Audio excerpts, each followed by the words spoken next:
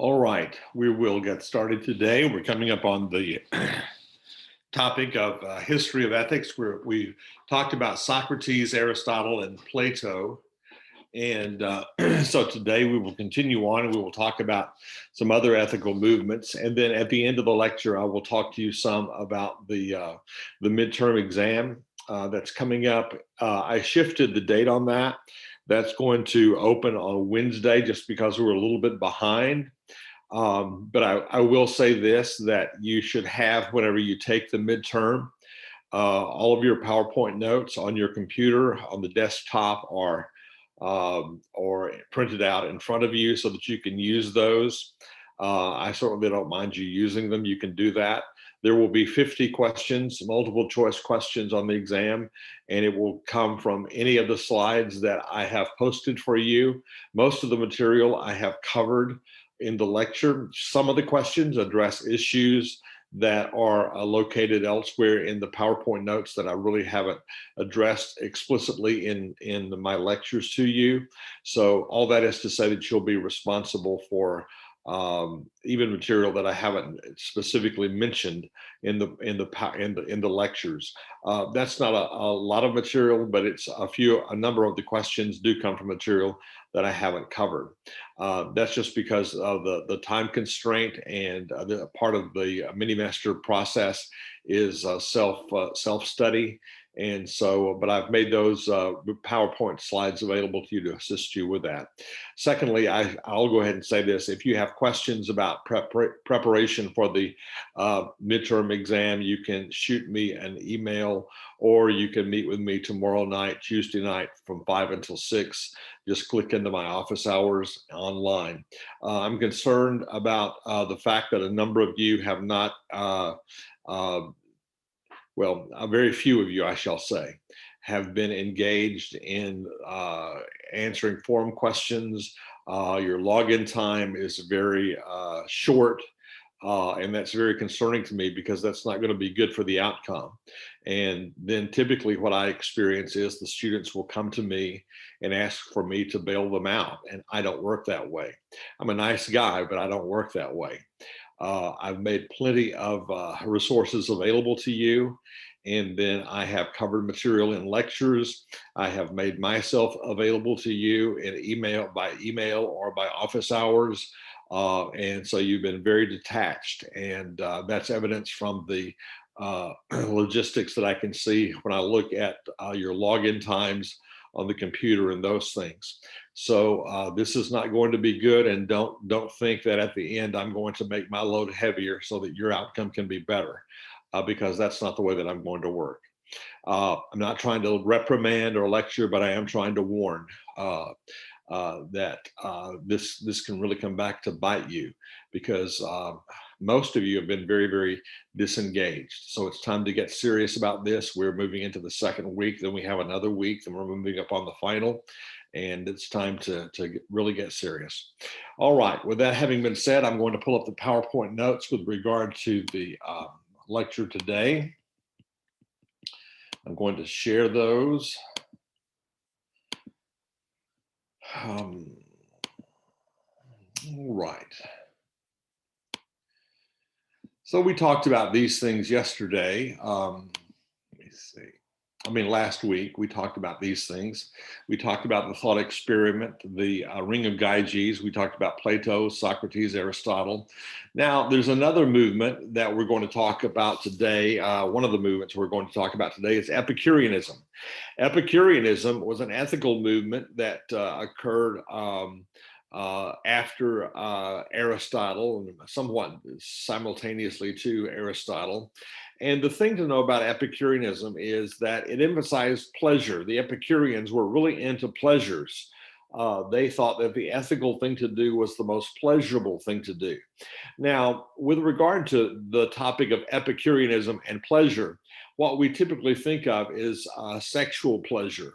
But that's really not what they were exclusively concerned with. They were concerned with all kinds of pleasure. Epicureanism was concerned with physical pleasures, and that included sexuality, but it also included appetite, eating, physical maintenance, et cetera, et cetera. So they were concerned with pleasure.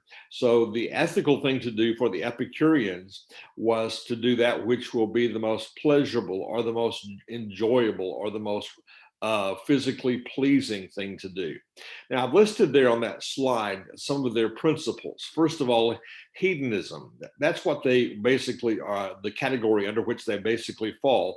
That's hedonism. The word hedonism basically means pleasure. The Epicureans were hedonists. We have hedonists today. They are absolutely into nothing but pleasure. They want to travel, or all they want to do is engage in sexual activity or eat at fine restaurants and those kinds of things, or engage in gluttony. That's what the Epicureans in the lower form did. So Epicureanism is alive and well today. We just don't call it Epicureanism anymore. But the Epicureans were hedonists, and they were concerned with pleasure. Now, they divided the pleasures into two levels. They divided them into the higher pleasures and the lower pleasures. The lower pleasures consisted of sexuality, for example, the pleasure that comes with enjoying one's sexuality, hedonistic sexuality. Also, the lower pleasures consisted of engaging in physical appetite, gluttony, excessive eating, excessive consumption of food, those kinds of things. So they were into the pursuit of the lower pleasures. But the Epicureans often get a bad rap because we fail to mention that they were also very affirming of what are called the higher pleasures in life. What are the higher pleasures in life? They associated the higher pleasures in life with things like going to the theater, reading great novels, great literature, great writings, great authors, enjoying the finer aspects of life, the theater, the stage, the great literature of life, or the great philosophies of life, or the great ethical thinkers of life. So they emphasized the higher pleasures. They said we are not to be driven by the lower pleasures exclusively. The lower pleasures are valid, they have their place, but we should also pursue the higher pleasures, which is essentially some kind of intellectual activity. Also, the Epicureans were called radical materialists. What does that mean? That means they did not believe that a part of the human makeup is spiritual. They were radical materialists. They thought that when you look at the human being, what you see is what you get. We are nothing more than flesh, blood, bones, sinews, atoms, et cetera, et cetera. So when you die, nothing lives on about you. So that kind of goes hand in hand with their pleasure, their emphasis upon pleasure or hedonism. So they were radical materialists. They also emphasized prudence. Prudence means wisdom. They wanted you to have wisdom in life. And they thought that the wise life was the life that was lived for the fulfillment of pleasures, the higher pleasures and the lower pleasures. They did validate friendship. That's another point on the slide in front of you. They validated friendship. They thought that there was some pleasure to be derived in social interaction with other individuals, with having good friends, and running in some social circles, and not existing in complete and total isolation. The Epicureans also pursued or wanted to pursue serenity in life. They just wanted to be able to enjoy life, and they wanted to enjoy peace of mind. So those are some of the principles of the Epicureans, and the Epicureans are alive today. Maybe you might be an Epicurean to some extent if you really emphasize the pleasures. But remember that the Epicureans emphasize both the lower pleasures and the higher pleasures. They emphasize prudence, friendship, serenity in life, having peace in life, not chaos in life. They tried to avoid chaos in life. They just wanted to live and let live, essentially. So that's the Epicureans. They were hedonistic.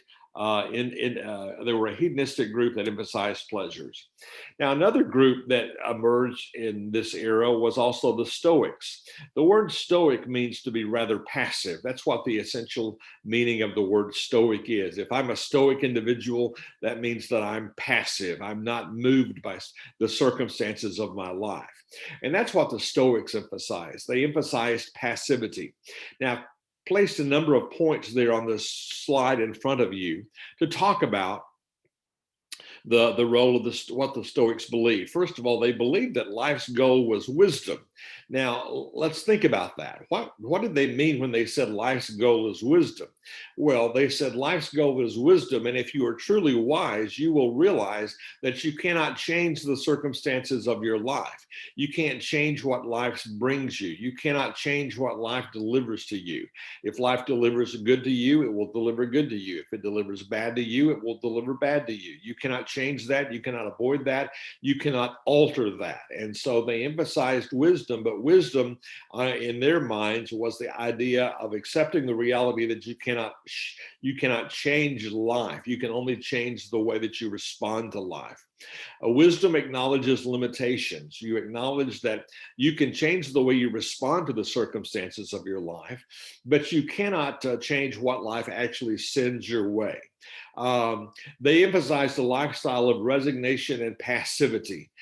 So that's what the term Stoic essentially means, resignation or passivity. You just accept what life brings to you, and you don't get caught up in the turmoil, or you get caught up in the desire, or get caught up in the passion to change the circumstances of your life. You live a rather detached life as related to the circumstances of your life. You can only control the way that you respond to the circumstances of life. We hear this in popular therapy today. Someone goes to the psychotherapist or through the therapist, and we hear, well, my husband does this or my wife does that. The therapist will frequently say something to the effect of, well, you can't change what they do. You can only change the way that you respond to what they do. So that's really a contemporary version of Stoicism. They said that we should not hope for a better world, just be passive, because this leads to a greater peace of mind. So they said, don't try to improve the status of your life. Don't try to improve the status of the world, because this will only lead to turmoil and stress and strain and worry and aggravation on your part, and that will hinder contentment in life. So just be stoic. So be stoic or be passive, because those things will lead to peace of mind. So this strength has this movement has its strengths in that it acknowledges that our limitations with regard to controlling the events of our lives. But a major weakness of this movement is that it fails to really try to alter, improve, enhance the status of one's being or the status of one's life. So this movement, like the other movements, has a strength and it also has a weakness.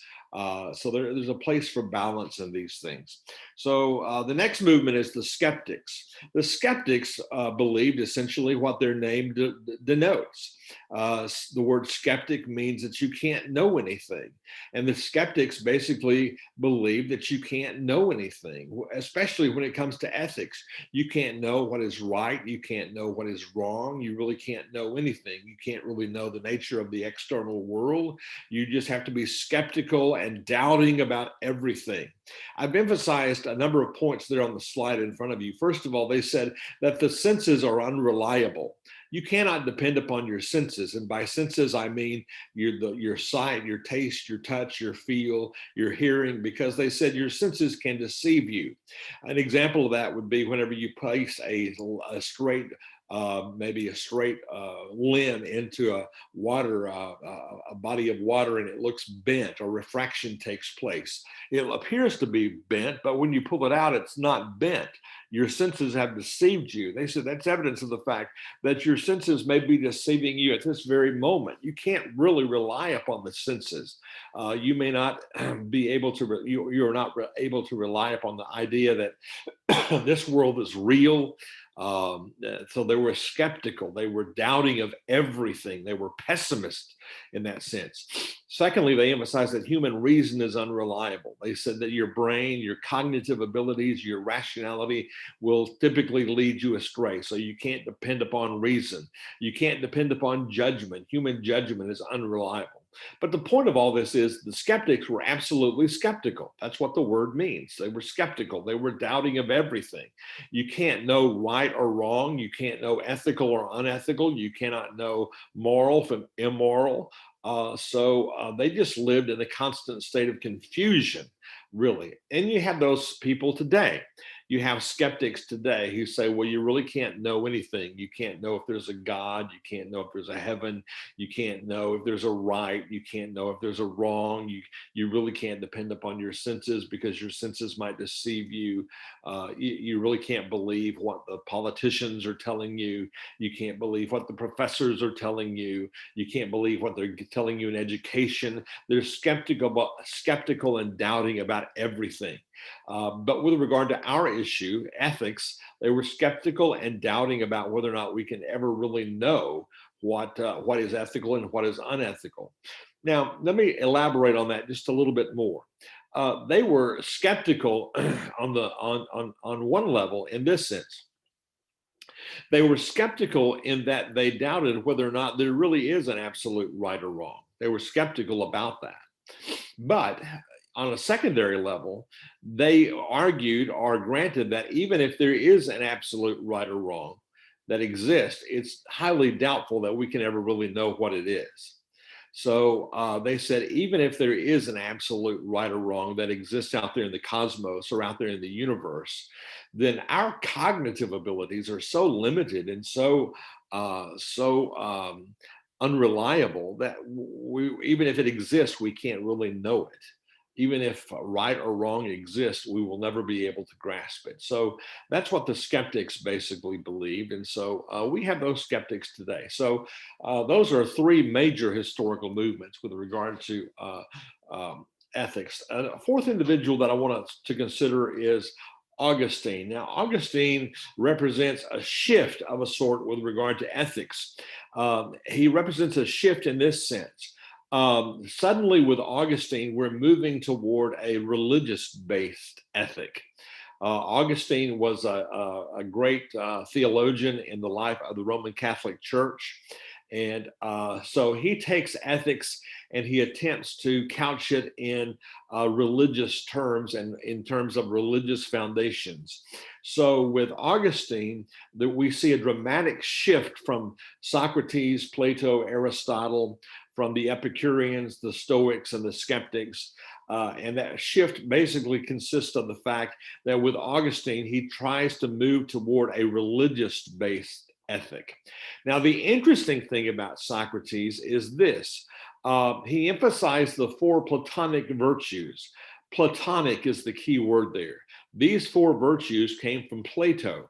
So I like to say it like this. What Augustine basically did was he took Plato and he baptized his teachings into the church.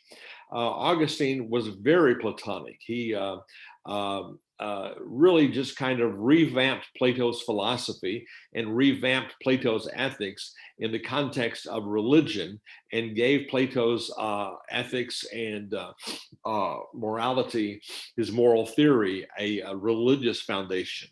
Now, he emphasized four virtues, and all four of these virtues come from Plato. Plato emphasized these four, but if you look at them closely, Augustine gives them a new twist in that he points them toward religion and toward God. So first of all, temperance. Temperance just means balance. It means control.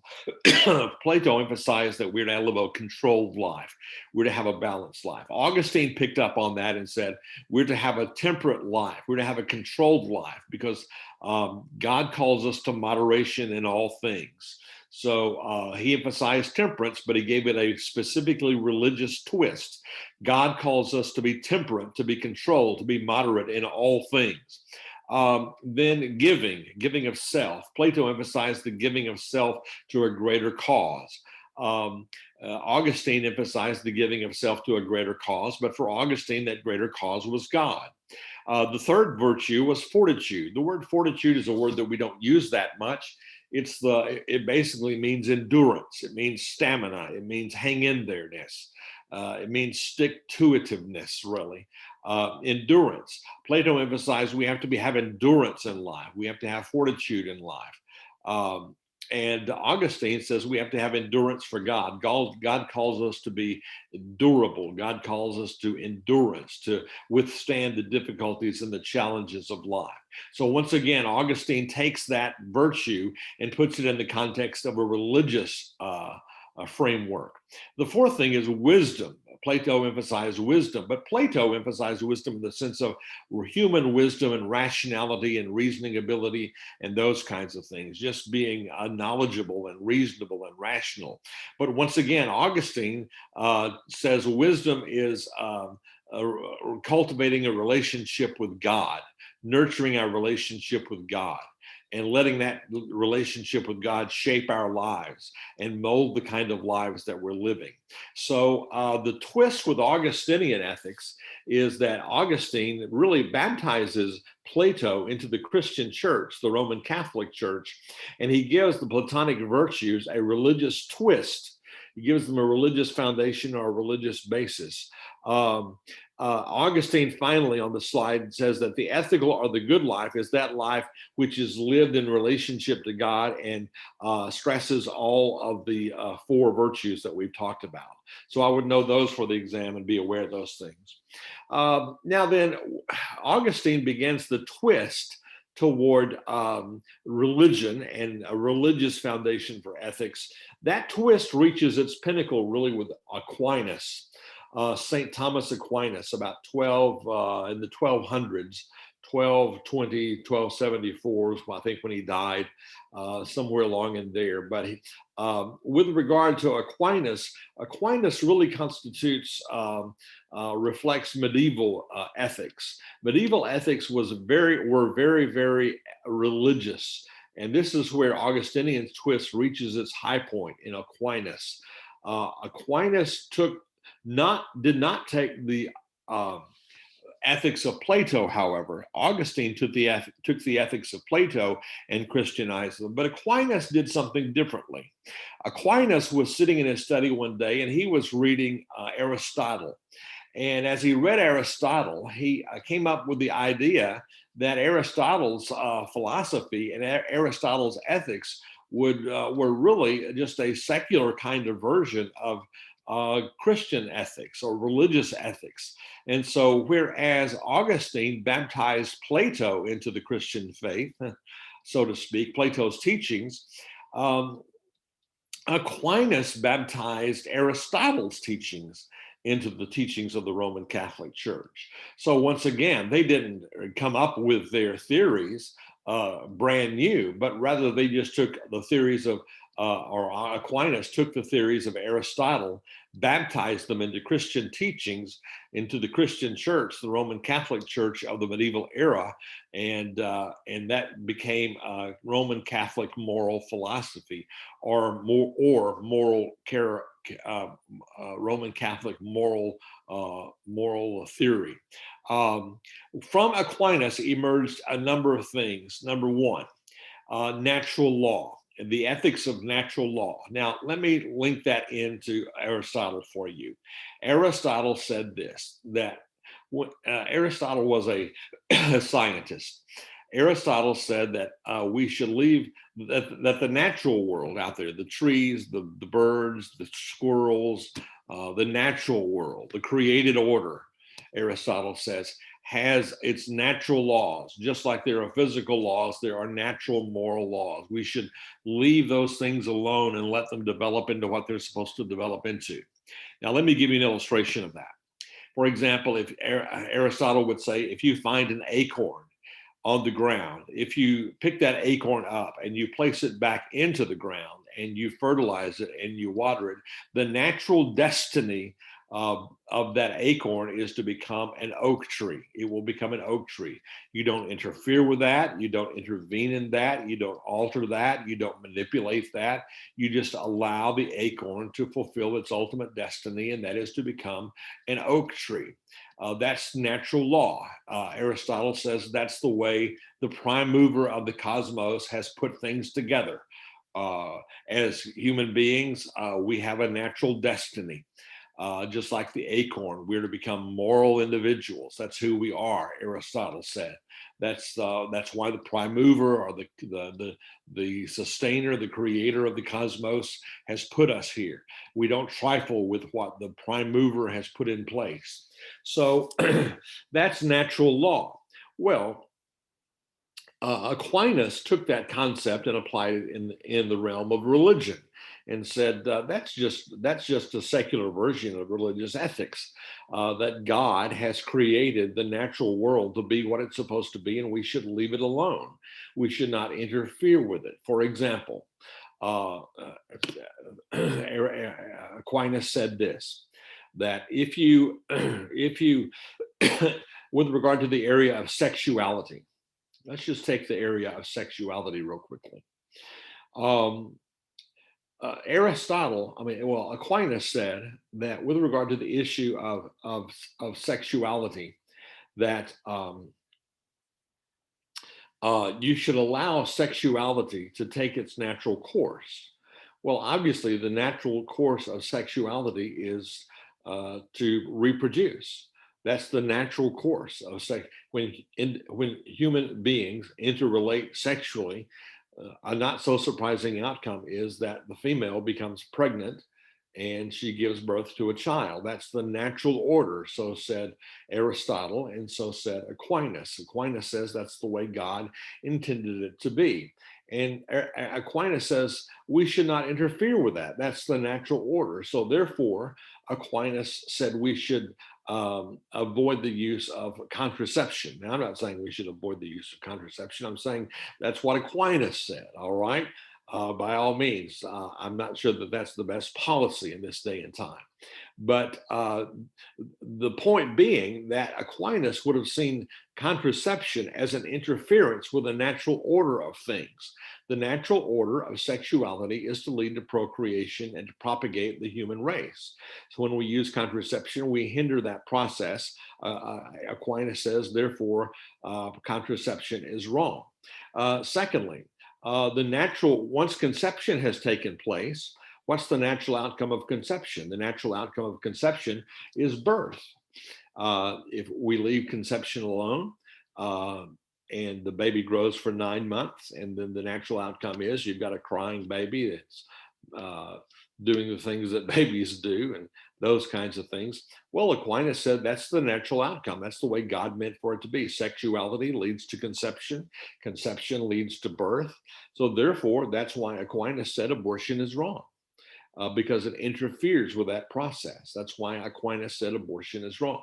I'm not making a statement on abortion. I'm just saying what Aquinas said. So that's what he said. I'm trying to illustrate what natural law ethics really is. All right. So once the baby is born, the baby begins to grow up. All right. And the baby develops into an adult, and then the baby develops into a senior adult, and then the baby eventually becomes an old man or an old woman, and then eventually the baby dies. Well, that's the natural process of things. That's the way the Creator has made it to be. So says Aquinas. So as a result of that, we don't hinder that process. Therefore, as a result of that, we don't practice capital punishment, because capital punishment is an intrusion upon the natural process. He said, we don't practice physician assisted suicide because that's an intrusion upon that natural process. We don't practice suicide. Why? Because that is an intrusion on that natural process. So that really is the way natural law ethics works. And I say all of that to say this: that is the ethic of the Roman Catholic Church today. That's the Roman Catholic Church is anti the formal position of the Catholic Church is anti-contraception, is anti-abortion, is anti-capital punishment, is anti-euthanasia, is anti physician-assisted suicide, is anti-suicide. In fact, suicide is a mortal sin. This has bearing even in the Catholic Church today. Aquinas is the father of all of this moral philosophy in the Catholic Church. But his philosophy is based upon Aristotle. So it comes out of Aristotle. So the important thing to take away is that with Augustine, we witness a shift away from a secular basis for ethics toward a religious basis for ethics. Augustine baptized Plato, Aquinas baptized Aristotle. A second thing we can say about Aquinas' teaching is he emphasized consequences. Now, that little narrative that I just gave you was all about consequences. If we do this, then we do this. If we do this, then we do this. So with Aquinas, we have the emergence of consequentialism, looking at the consequences or the outcome of a moral decision. Consequentialism looks at the results, the outcome, or the consequences of a moral decision. Contraception is wrong because the consequences intrude upon the natural processes of life. Capital punishment is wrong because the consequences intrude upon the natural outcome of life. So in that sense, Aquinas was a consequentialist. And so that's that's because Aristotle was a consequentialist, is what I'm trying to say. Aristotle was a consequentialist. Now, Plato was not a consequentialist. Plato was a deontologist. He would emphasize duty to a moral code. We haven't said much about that, but Plato was a deontologist, and Aristotle was a teleological ethicist.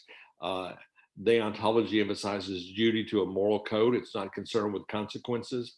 Consequentialist ethics emphasizes outcome or consequences. It is very consequentialist concern.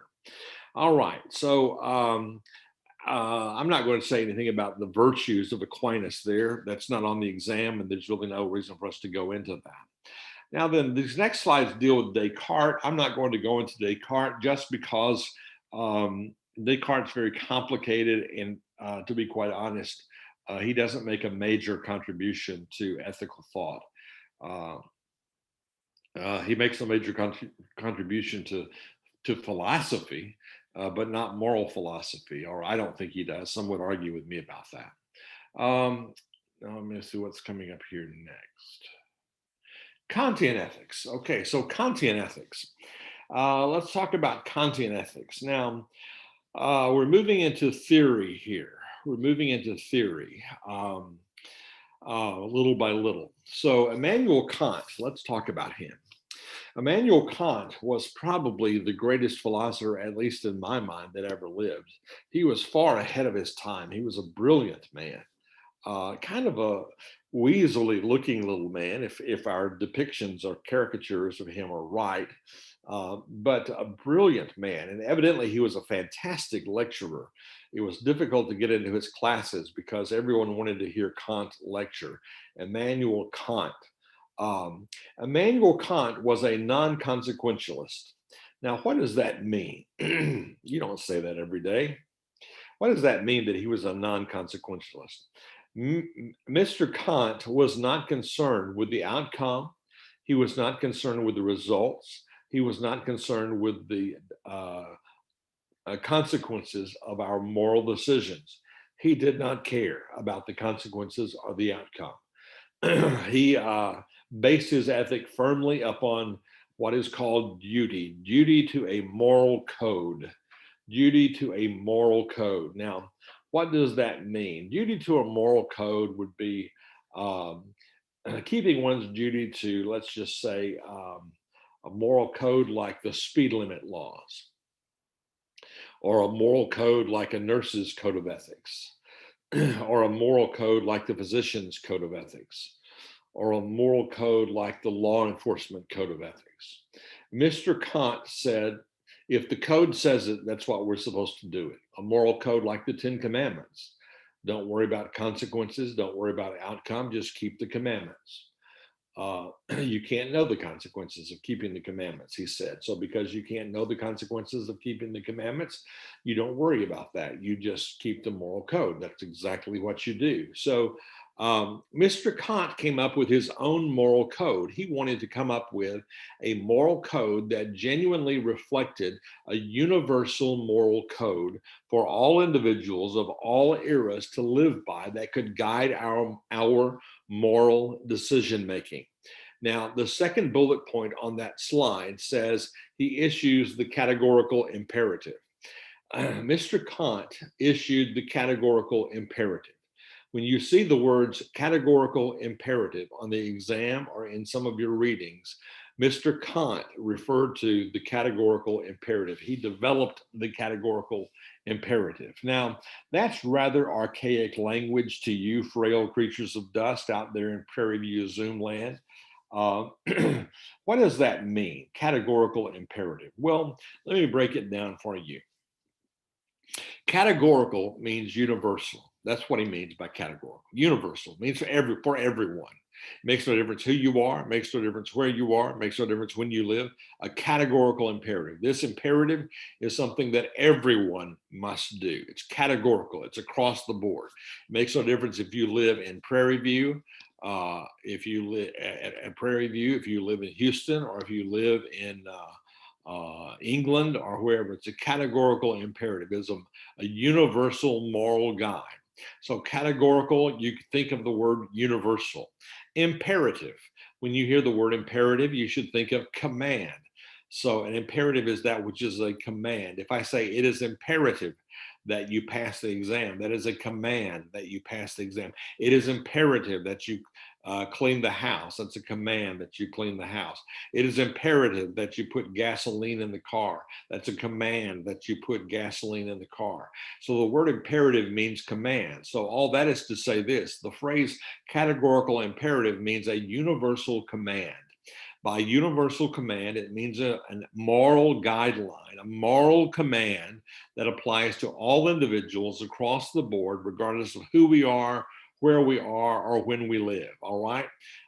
It is a categorical imperative is a command that ought to be obeyed by all. We have a duty to obey the command. All right.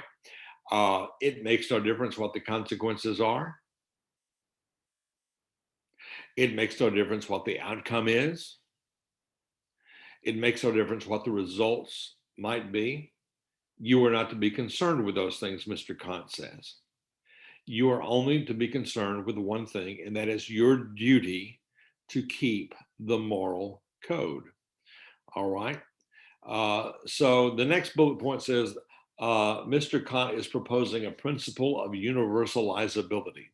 If I were retyping that, I would say a moral principle of universalizability. All right, so let's look at this. Mr. Kant's theory stands in contradistinction or in distinction or in opposition to another theory, which is called utilitarianism.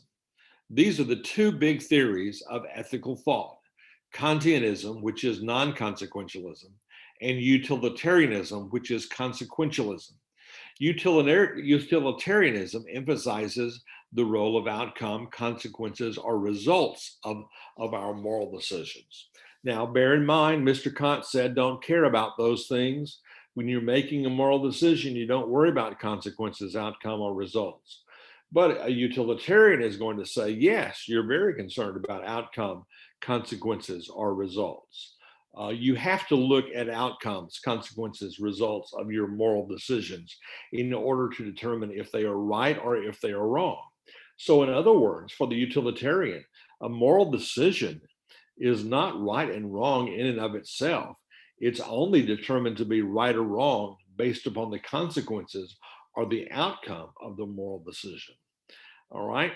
So those are the two big theories. Now, utilitarianism and consequentialism, utilitarianism in its most elemental form is defined as in this manner.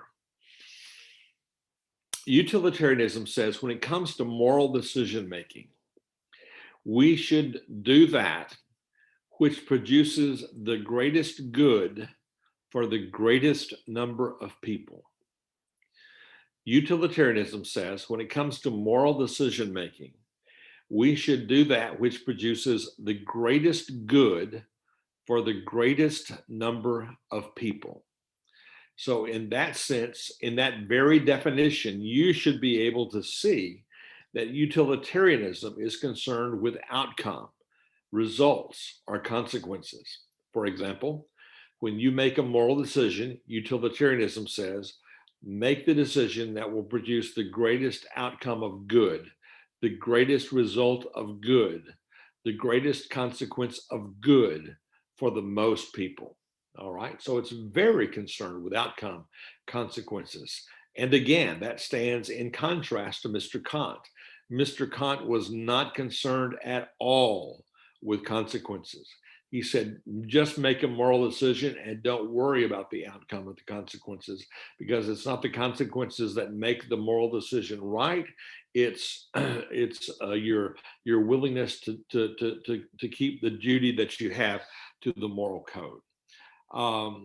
So we will look at two individuals under the theory of utilitarianism, but for right now, that's kind of an overview. And let me give you a brief illustration that will help you with regard to understanding the difference between Kantianism and utilitarianism. And this is going to come up in the next lecture. Let's say that you're driving down the road to Prairie View, and you're trying to get to class on time. Yeah, this is back in the day when we had classes on the campus. I hope that happens again. I miss the campus. But you're driving down the road and you're trying to get to class on time. And you know that if you drive the speed limit, which is 55, that you're not going to get to class on time. All right. So you're tempted to speed. Well, as you kind of press the gas pedal down and you speed, you get up to about 70 miles per hour, and you're making your way to Prairie View in a most expeditious fashion. You look up and you see a speed limit sign that says speed limit 55 miles per hour. As a result of that, you lighten up on the gas pedal and you slow down to 55 miles per hour. In that instance, you are a Kantian ethicist. You're making your moral decision with regard to whether or not to speed on the basis of the moral code being the civil code, the civil law of 55 miles per hour speed limit. So that's Kantian ethics, all right? Duty to a moral code. It could be the law of the land, could be a religious code, could be a nursing ethics code, could be a social work code, but you're making a decision based upon the written code, a code. All right. But let's take that same situation where you're tempted to speed and you're up to about 75 miles per hour. And as you're speeding, you suddenly realize, well, I might get a ticket if I continue speeding at 70, 75, maybe 80 miles per hour. I might get a ticket. If I get a ticket, then my insurance rates are going to go up. And if my insurance rates are going to go up, then I'm going to have less money in order to enjoy my life. And it could even be that my insurance cancels on me because they don't want to take the risk of insuring someone like me who speeds so readily.